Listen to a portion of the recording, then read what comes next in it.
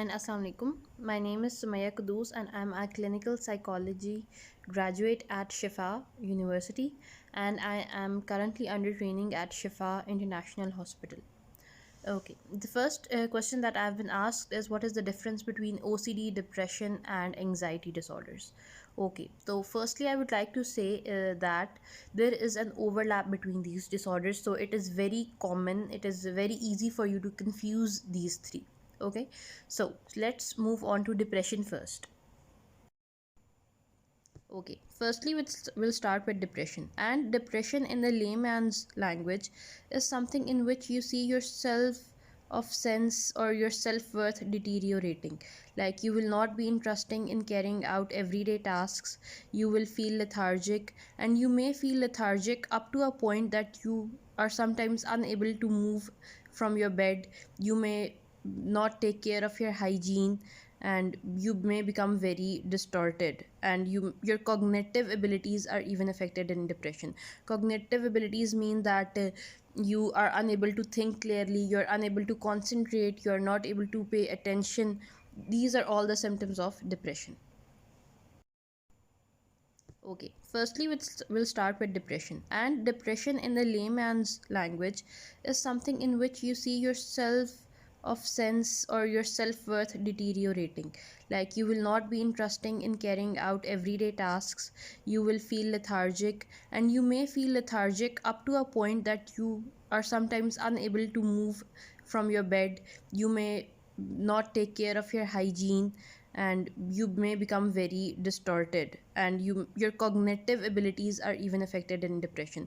Cognitive abilities mean that you are unable to think clearly, you're unable to concentrate, you're not able to pay attention. These are all the symptoms of depression. Okay, now for anxiety. See, now let me explain anxiety in simple terms. Anxiety is you are perceiving something that is there, but you're over perceiving it. What do I mean by over perceiving it? Like you see something, if a normal person sees something who doesn't have an anxiety disorder, they'll feel scared. But someone who has an anxiety disorder, they'll see something and they'll feel scared to a point that sometimes they won't be able to move. So an intense amount of fear that stagnates you is basically anxiety. So and all the anxiety, there are several forms of anxiety disorders that fall under the umbrella of anxiety disorders. Okay, now we have OCD disorder. OCD, obsessive compulsive disorders, when you have repeated thoughts, when you have repeated thoughts in your mind regarding something. Like if you want to wash your hands and you wash your hands once, but if you have obsessive compulsive disorder, you won't be able to stop washing your hands. Like if you'll wash your hands once, but you'll still have the urge, an inner urge to wash your hands, and you'll wash your hands again and again until you're satisfied. And reaching that satisfaction in OCD is very difficult, and it takes a lot of training. And then we have therapies like exposure and response prevention and such therapies for the treatment of OCD. Basically, what happens is OCD is it's a cycle, and in that cycle you keep repeating, you keep doing the rituals and again, and doing those rituals you are unable to stop. Like if you're washing your hand, you will keep washing your hand, you won't be able to stop washing your hands. That is what happens in OCD. So I believe I've explained the difference between these three disorders. Now, now that we know about the difference between these three disorders, there is generally an overlap between these as well. Now, what do I mean by overlap? Overlap is that if you have anxiety and you're unable to stop that fear, you're unable to stop feeling afraid. So what happens is that you may develop, because you have such a high amount of fear and you're always in that constant fear, you may become upset, you may become depressed. So someone who has an anxiety disorder may also develop a depressive episode. Greater amount of overlap exists between anxiety and depressive disorders. What I mean by that is, if someone has an anxiety disorder in their life, it is quite possible that at some point in their life they will develop a depressive disorder as well. Why is that? That when, if you are anxious and you are always feeling afraid and you are in that constant feeling, at some point in your life you may become tired of it. You may become like, you may think like, why am I feeling, always feeling this way? And that may lead you to develop symptoms of depression, that you become hopeless, you lose all hope, and you may become depressed. So these two disorders overlap a lot, although they are very different from each other as well. There is an overlap between OCD and these disorders as well, but that overlap is considerably less. Why is it less? Because in OCD, anxiety is created. Anxiety, matlab, if you don't complete that thought that is in your head, that is coming and again, that I have to wash my hand, that I have to wash my hands, if you don't do it, then anxiety will be created. But it's not something that is a fear.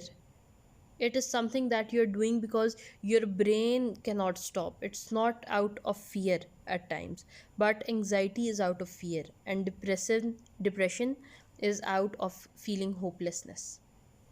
I hope that I've made the difference clear between these disorders. And I believe what I would like to say at the end of this question is that there is always help available.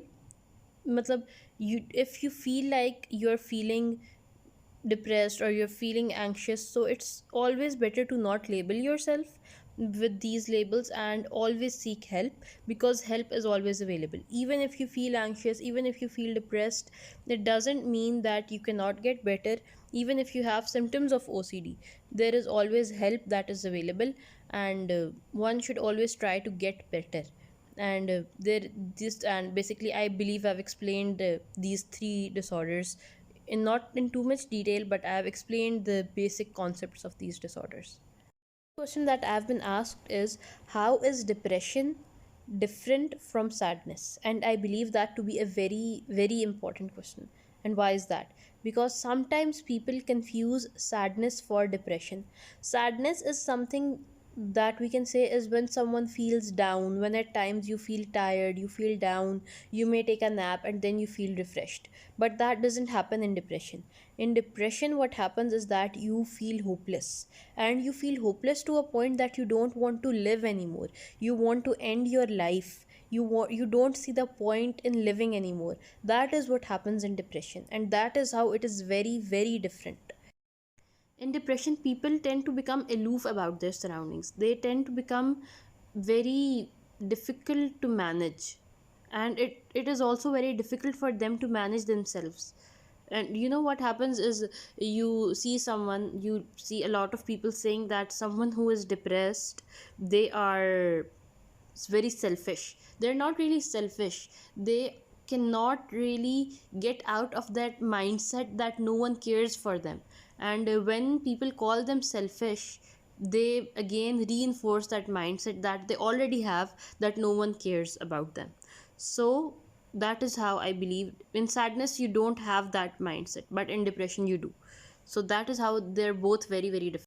Believe this to be a very vast question that cannot be answered, and I believe this requires a 1 hour talk in itself, that how is depression different from sadness. But I do believe and I hope that I've explained a smaller bit of it in detail.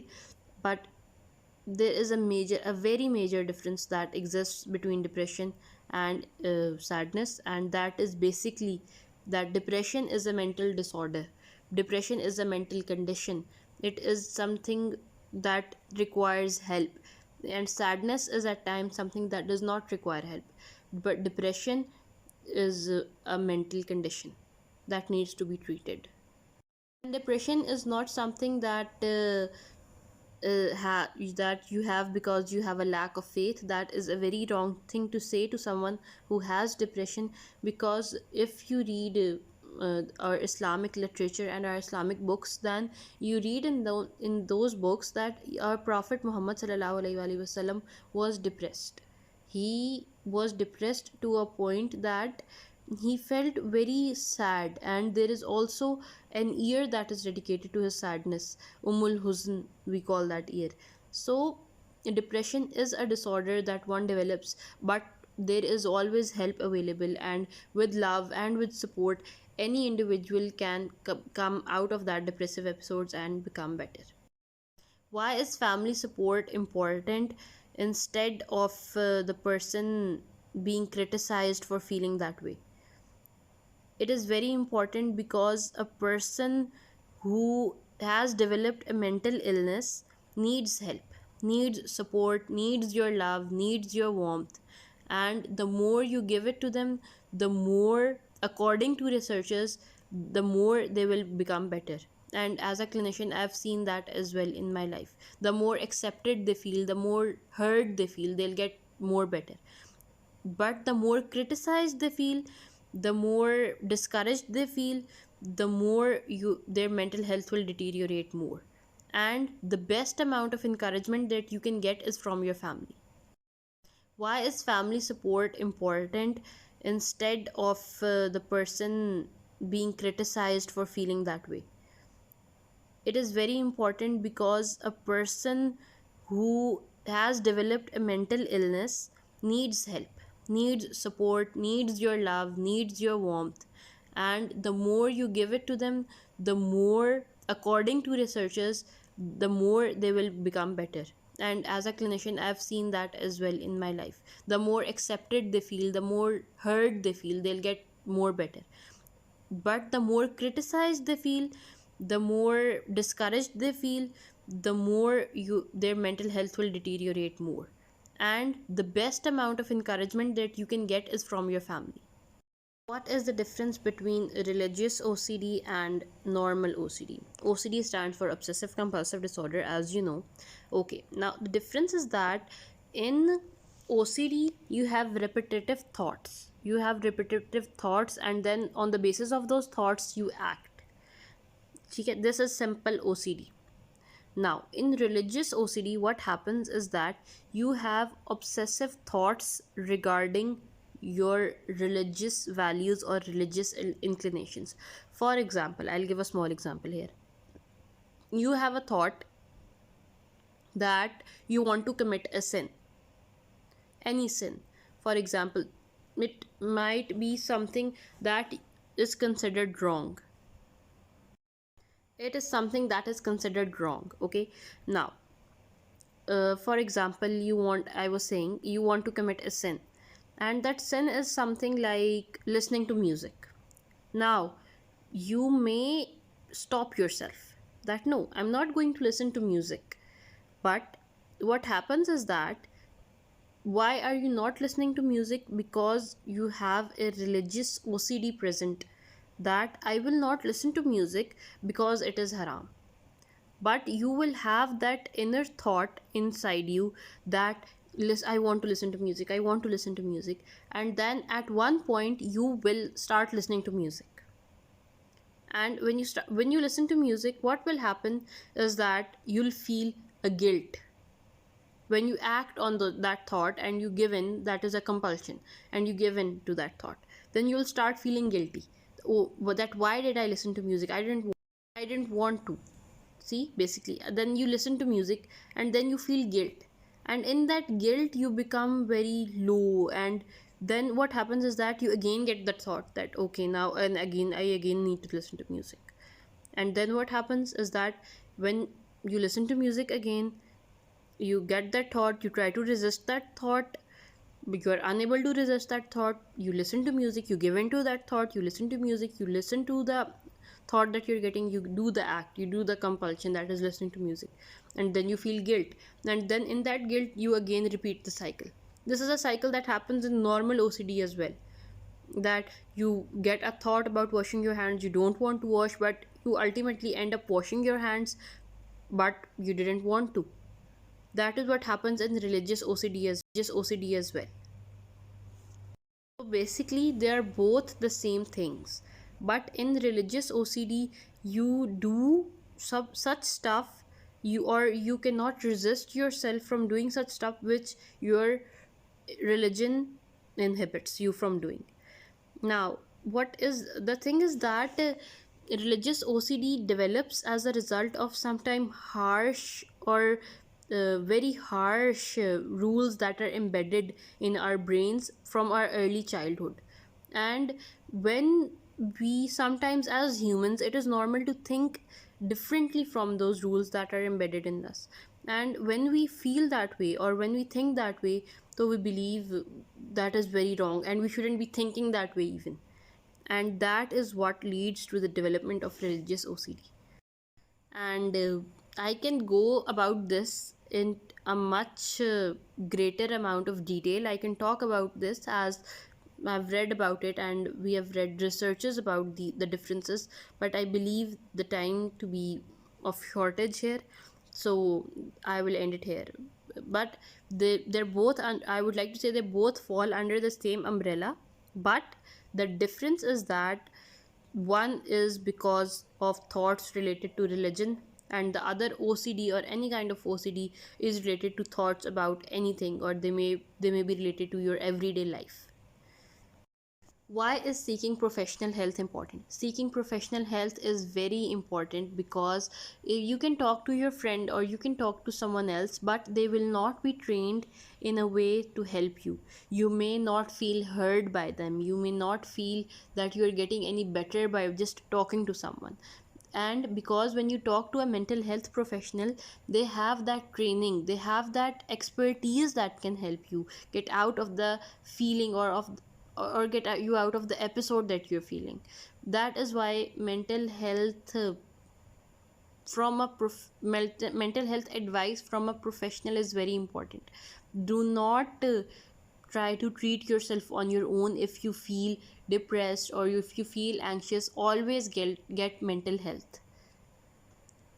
To be a stigma that is attached about seeking help related to mental health, but I believe we are all educated enough and we should all be brave enough to seek help for anything that we feel, for any disorder that we have, for any kind of dispute that we face in our life. Even if we don't feel we have any disorder, we should still seek professional help in life regarding different mental issues, anger, or even sadness that we face. And it does wonders, it really does wonders for your mental health and for your own life. How to control suicidal thoughts and behaviors? Again, I would like to answer this question by saying seek professional help. If you ever have a suicidal thought, if you ever want to end your life, seek professional help, seek professional help. That is what I would like to say. Talk to someone and talk to, maybe it's it's always best to talk to a mental health professional. But if in an extreme case you can't, tell someone that you're feeling this way, because suicidal thoughts are sometimes things are thoughts that they cannot be controlled, and you shouldn't try to control them, but you should try to deal with them.